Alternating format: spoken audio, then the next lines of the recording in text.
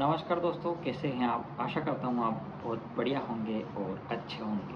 साथियों, आज मैं एक बहुत ही प्रेरणादायक कहानी लेके आया हूँ। ध्यान से सुनने के बाद का महत्व। यानी कि हम आए दिन किसी न किसी की कोई बात सुनते रहते हैं, लेकिन हम वहाँ पर ध्यान से नहीं सुनते हैं। तो आज इस कहानी के माध्यम से हम समझेंगे कि किसी की भी बात को ध्यान से सुनने का कितना महत्व होता है, कितनी इम्पोर्टेंस होती है। तो चलिए शुरुआत करते हैं।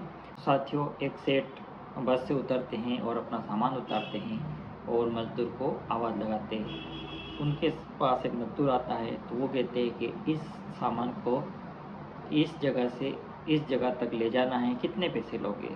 मज़दूर बोलता है, आपकी जो इच्छा है वो दे देना, लेकिन मेरी एक शर्त है, रास्ते में मैं आपको कोई बात कहूँगा, उसको आपको ध्यान से सुनना है। सेठ उसे भगा देता है कि चल भाग यहाँ से, क्या बकवास कर रहा है। लेकिन थोड़ी देर देखते हैं सेठ के वहाँ पर कोई और मज़दूर नहीं मिलता है, तो मजबूरन उसे ही बुलाते हैं। तो वो मज़दूर फिर बोलता है कि क्या आपको मेरी साथ मंजूर है? सेठ बोलता है हाँ मंजूर है, चलो उठाओ। मज़दूर सामान उठाता है और रास्ते में बोलता है, सेठ जी क्या मैं अपनी बात सुनाऊँ? तो सेठ जी बोलते हैं हाँ सुनाओ। तो वो बोलता है कि सेठ जी ध्यान से सुनिएगा, और अपनी बात शुरू कर देता है। बात करते करते सेठ जी अपनी हवेली पे पहुंच जाते हैं। मज़दूर अपना सामान रख देता है और सेठ उसे कुछ पैसे देकर जाने को कह देता है। से मज़दूर बोलता है कि सेठ जी आपने मेरी बात ध्यान से सुनी? सेठ जी बोलते हैं कि नहीं, कि मुझे तो सिर्फ अपना सामान उठवाना था। तो मज़दूर बोला कि सेठ जी ये गलत बात है, आपको मेरी ध्यान से सुनना चाहिए था, आपकी कल सुबह मौत हो जाएगी। तो सेठ सेठ जी बोलते कि बकवास मत कर, और तू अपना पैसा लिया, अब तू तुझे जा। तो उसने बोला कि नहीं सेठ जी मैं सच बोल रहा हूँ, आपकी कल मृत्यु हो जाएगी। तो सेठ जी बोलते हैं कि ठीक है, आना जाना तो ऊपर वाले का है, होनी होगी तो हो जाएगी। तो उसने बोला कि आप मेरी बात ध्यान से सुनिए। तो सेठ जी ने बोला कि ठीक है, बताओ क्या कहना चाहते हो। मज़दूर बोला कि कल आपकी मृत्यु हो जाएगी, तो जब आप ऊपर जाओगे तो वहाँ पर आपको पूछा जाएगा पापों के फल भुगतोगे या पुण्य के। तो आप वहाँ पर यमराज जी को बोलना है कि मैं पाप के फल भुगतने के लिए तैयार हूँ, लेकिन पहले मुझे पुण्य के फल दिखाओ। इतना कहकर वो मज़दूर अपने गतुंग को लौट गया। सुबह सेठ जी की मृत्यु हो जाती है। सेठ जी जब ऊपर जाते हैं तो वहाँ पर यमराज उसको वैसा ही सवाल पूछते हैं कि पहले आप पाप के फल भुगतोगे या पुण्य के। सेठ जी ने उस मजदूर की बात को सुना था, तो वो बोलता है कि पाप के फल तो भुगतने के लिए तैयार हूँ, मगर मुझे पहले पुण्य के फल दिखाओ। तो यमराज जी बोले कि नहीं, हमारे यहाँ ऐसा कोई नियम नहीं है।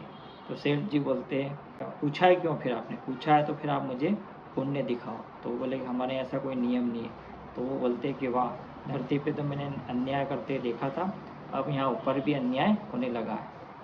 तो यमराज जी भी थोड़ा सा घबरा गए और बोले कि यार ये बात तो सही कर रहा है, अब क्या करें, हमारे यहाँ तो ऐसा कोई नियम है ही नहीं कि पुण्य को दिखाए। तो वो उनको लेकर ब्रह्मा जी के पास गए। ब्रह्मा जी ने भी सारी पोथी पलट ली, और कहीं भी ऐसा नियम नहीं है कि किसी भी व्यक्ति को पुण्य दिखाया जाए, जबकि उन्हें सिर्फ भुगतना ही रहता है। जब वहाँ भी उनसे कुछ नहीं हल निकला, तो वो उस सेठ जी को लेकर भगवान विष्णु के पास गए और भगवान विष्णु के जाकर ये सारी बात बताई। तो विष्णु जी ने कहा इसे यहीं छोड़ जाओ और आप लोग जाओ। तो विष्णु जी ने पूछा कि सेठ जी कि भैया आप तुम क्या चाहते हो? तो सेठ जी बोले कि वही, मुझे आप पापों के फल तो भुगतने के तैयार हो, लेकिन मुझे पुण्य दिखाओ।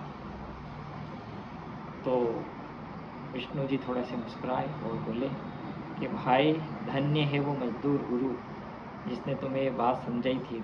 अब क्या तुम्हारे पाप और पुण्य, तो उसकी बात से ही, उसकी बात को ध्यान से सुनने से ही तुम मेरे सामने आ गए हो, और तुम्हारे सारे सारे पाप खत्म हो गए। अब तो बस पुण्य ही पुण्य है, वरना तुम मेरे पास तो कैसे पहुंच सकते थे।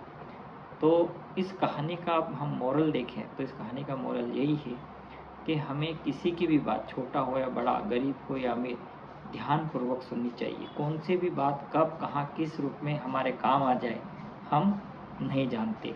तो आप किसी की भी बात को आप जब भी सुने बिल्कुल ध्यान से सुने। यही एक एटीट्यूड आप रख लेंगे लर्निंग का, कि ध्यान से सुनने का। किसी भी चीज़ को सुनना है तो बिल्कुल ध्यान से सुनना है, चाहे वो छोटा व्यक्ति कर रहा हो या बड़ा व्यक्ति, बच्चे कर रहे हो या बड़े, गरीब कर रहा हो या अमीर। तो कब कौन सी बात आपकी वहाँ पर काम आ जाएगी कोई नहीं जानता। और आप हो सकते हैं कि उसकी बात कही हुई बात को जब आजमा लेंगे, ध्यान से सुनी बात को, तो कहीं ना कहीं कोई सफलता आपको मिल जाए। इस कहानी का यही मोरल था। तो हमेशा बात को अच्छे से सुने, ध्यान से सुने और अपने जीवन में सफल होइए। धन्यवाद।